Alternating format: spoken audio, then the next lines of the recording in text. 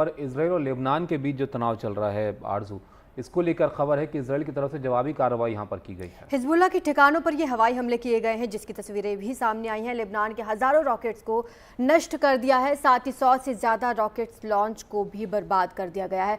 खबर यह है कि इसराइल ने 20 मिनट में 70 से ज्यादा हवाई हमले किए।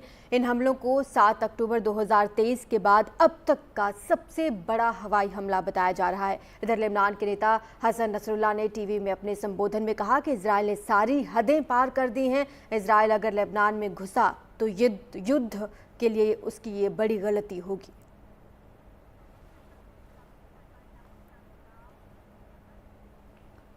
लेबनान के सशस्त्र समूह हिजबुल्लाह चीफ हसन नसरुल्लाह ने सीरियल धमाकों को लेकर कड़ी प्रतिक्रिया दी है। नसरुल्लाह ने पेजर धमाकों के बाद इसराइल को कड़े लहजे में धमकी देते हुए यहां पर कहा कि इसे जंग का ऐलान समझा जाए। हिजबुल्लाह चीफ ने कहा कि इसराइल ने इन हमलों के साथ सारी हदें पार कर दी हैं। ये जनसंहार लेबनान के लोगों के खिलाफ इसराइल की जंग की शुरुआत है। उन्होंने ये भी कहा कि लेबनान में हुए धमाके एक आतंकी हमला है, ये देश की संप्रभुता के लिए खतरा है। इसराइल ने इन हमलों में लेबनान के आम लोगों को निशाना बनाया है।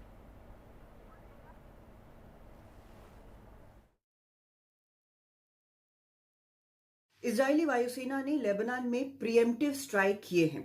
ये प्रीएम्प्टिव स्ट्राइक वो हैं जो हिजबुल्लाह के हमले की आशंका को देखते हुए किए गए हैं, उसके पहले किए गए हैं। और इजरायली लड़ाकू विमान जो हैं उन्होंने करीब 1000 रेडी टू लॉन्च रॉकेट्स को नष्ट कर दिया है, ये आईडीएफ का कहना है। 100 के करीब रॉकेट लॉन्चर्स और बाकी मिलिट्री इंफ्रास्ट्रक्चर जो है वो नष्ट किए गए हैं। मंगलवार और बुधवार को जिस तरह से लेबनान में बीपर में धमाके हुए, यानी पेजर्स में धमाके हुए और वॉकी टॉकी में धमाके हुए, 4000 के करीब लोग घायल हुए वहां पर, जो अधिकतर ये माना जा रहा है कि हिजबुल्लाह के लड़ाके हैं।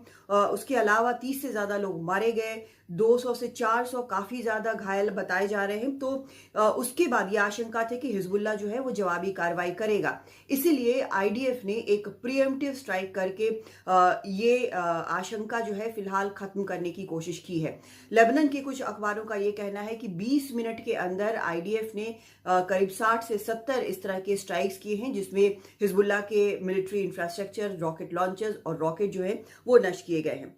पहला लड़ाकू विमान उस समय बेरूत के आसमान में उड़ना शुरू हुआ जब हिजबुल्लाह के प्रमुख हसन नसरुल्लाह का टीवी पर संबोधन चल रहा था। नसरुल्लाह ने ये कहा कि इजराइल ने सभी हदें पार कर दी हैं, सभी रेड लाइंस पार कर दी हैं और ये युद्ध का ऐलान है।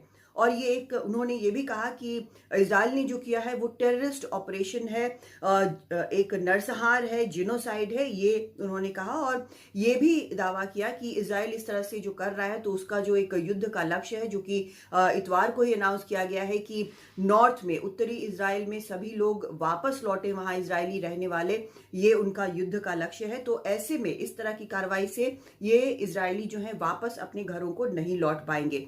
उन्होंने ये भी कहा कि इजराइल को ये लगता है कि इस तरह के हमलों से गाजा को या हमास को समर्थन रुक जाएगा, वो भी नहीं होगा, ये समर्थन जारी रहेगा। और अगर इजराइल जो है वो अगर लेबनान के क्षेत्र में घुसा तो उसके लिए उसकी ये बड़ी गलती होगी, युद्ध का चेहरा जो है वो बदल जाएगा। असल में ये माना जा रहा है, आशंका ये जताई जा रही है कि जमीनी हमले के पहले इजराइल जो है इस तरह के हमले कर रहा है। हालांकि नसरुल्लाह ने ये भी माना कि बड़ा नुकसान हुआ है और लेकिन ये भी कहा कि फिर से उठ खड़ा होगा हिजबुल्लाह। और उन्होंने ईरान, इराक, सीरिया को भी मेडिकल मदद के लिए धन्यवाद दिया। लेकिन इस सब के बीच इजरायली वायुसेना ने बड़ी संख्या में मिलिट्री इंफ्रास्ट्रक्चर हिजबुल्लाह का नष्ट कर दिया है और रॉकेट जो तैयार थे इजराइल पर हमला करने के लिए उनको भी नष्ट कर दिया है। दूसरी तरफ जो खबर आ रही है वो ये कि जो ताइवान की कंपनी थी जिसके बारे में कहा जा रहा था कि उसने पेजर्स बनाए थे, गोल्ड अपोलो, उसके बारे में ताइवान के